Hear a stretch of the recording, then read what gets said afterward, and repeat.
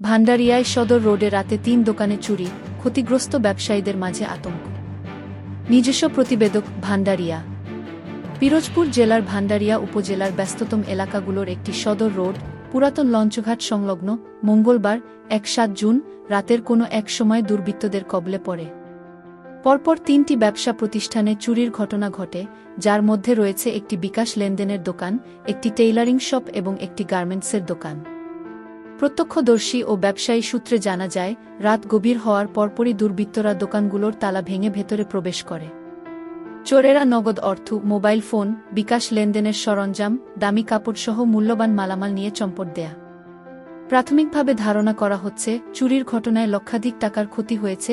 রাত ১:০০টার দিকে দোকান বন্ধ করে বাসায় যাই।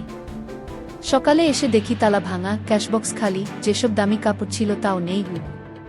অন্য এক ব্যবসায়ী জানান, এলাকার নিরাপত্তার ঘাটতির কারণেই এমন ঘটনা ঘটছে এবং রাতের বেলায় কোনো প্রকার নিরাপত্তা টহল ছিল না।